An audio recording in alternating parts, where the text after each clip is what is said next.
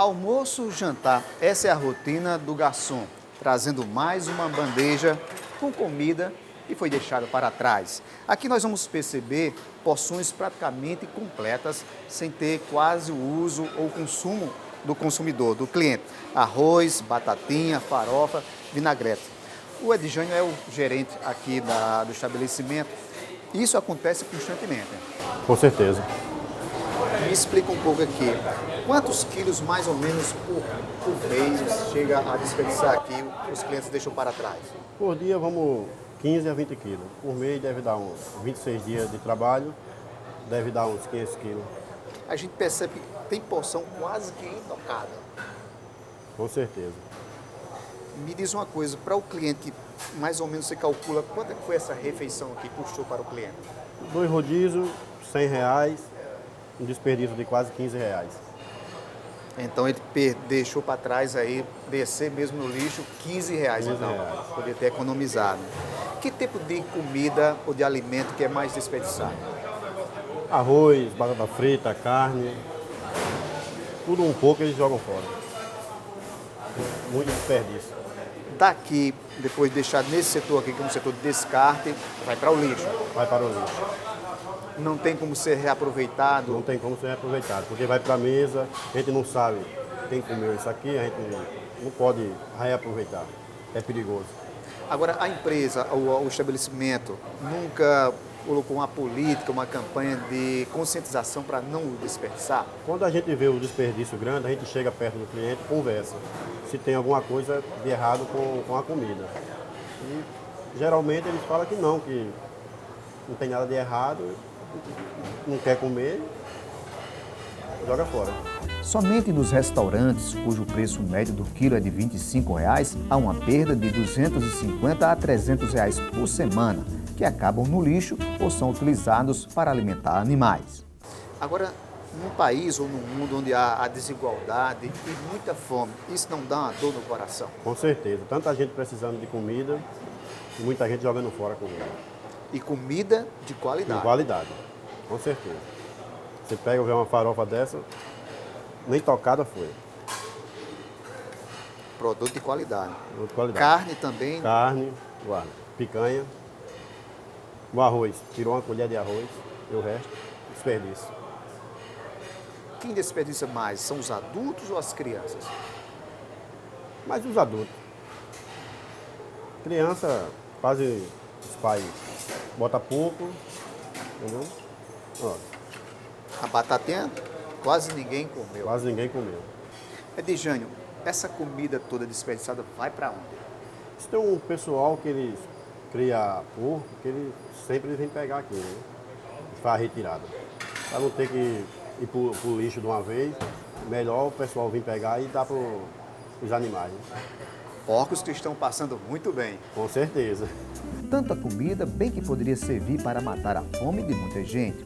E a doação é permitida pela vigilância sanitária, desde que seja respeitado um tempo de 30 minutos do buffet até a boca dos famintos, o que dificulta a doação dos estabelecimentos. Outro problema do desperdício alimentar está na preservação do meio ambiente, como explica a professora da UFPB na área de resíduos, Evan Stuart.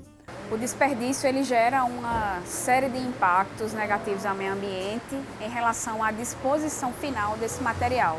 Quando ele chega nos aterros sanitários, muitas vezes ele já sai da unidade de alimentação misturado com os resíduos sólidos secos.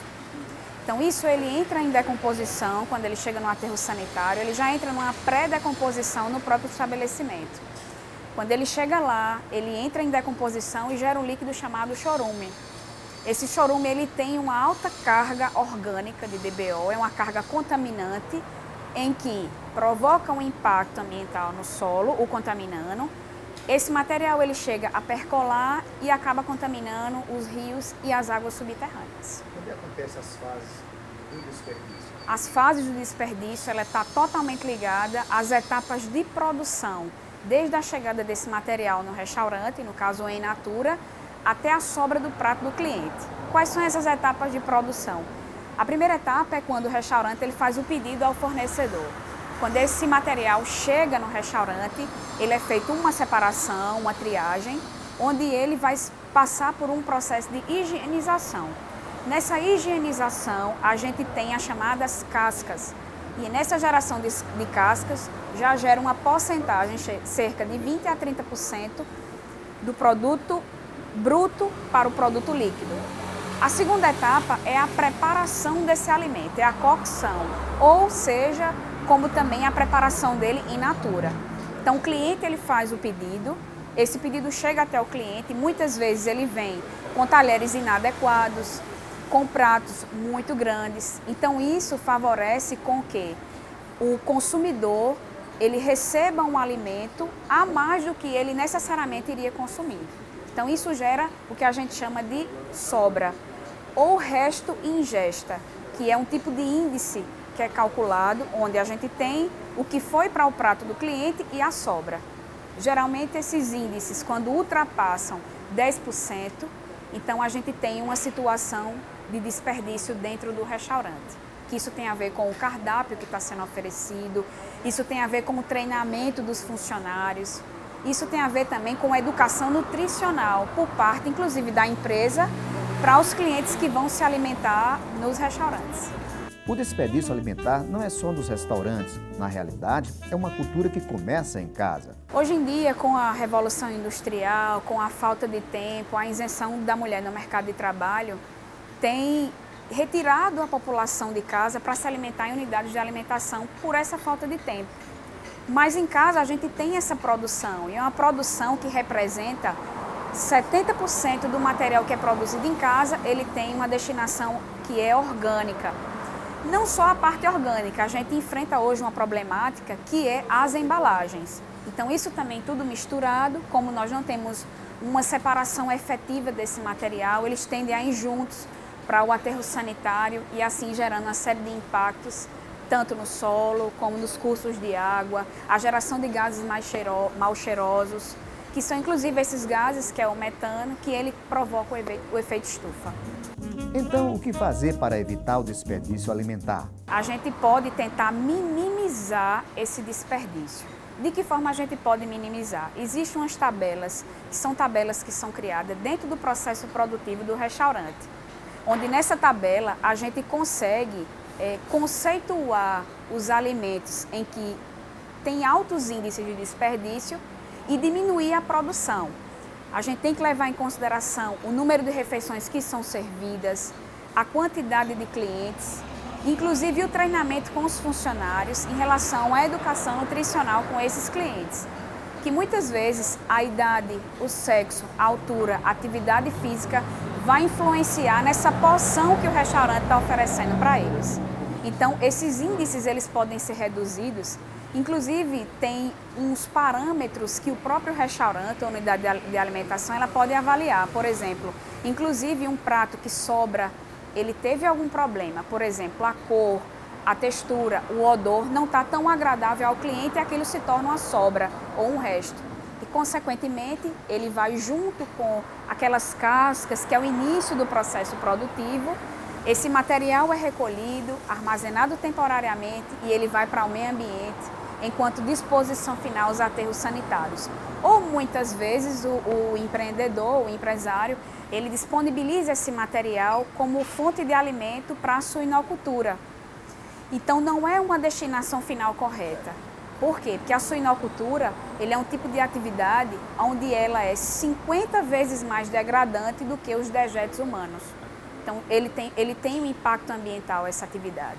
Então, o restaurante, ele deveria minimizar na geração para que ele pudesse ter um quantitativo de resíduos orgânicos abaixo do que ele produz hoje, para que ele possa poder fazer uma destinação final correta, onde existem várias tecnologias simples e baratas, como a compostagem, destinar esse material para uma usina de compostagem que esteja realmente na cidade, que é uma tecnologia de baixo custo, que é fácil de ser implantada e você obedece aos parâmetros ambientais, aos parâmetros inclusive sociais. Quando você destina esse material, tem sempre uma família que vai desenvolver esse trabalho. Então ele tem um percurso ambientalmente correto, onde muitas empresas ela recebe aquele material, mas ela não tem noção de qual é a destinação final. É o ciclo de vida desse produto que o empresário ele tem que ter noção, inclusive também capacitando seus funcionários. A capacitação dos funcionários em relação aos impactos que são ocasionados por esse tipo de material deve induzir a que esses funcionários repensem a forma de trabalhar, que a empresa dê condições, inclusive ferramentas adequadas para fazer o corte desses materiais in natura, o tipo de descongelamento, o tipo de cocção que vai ser feita. Lembrando que a gente tem esses impactos ambientais provocados pelos resíduos orgânicos, inclusive em nossa própria casa.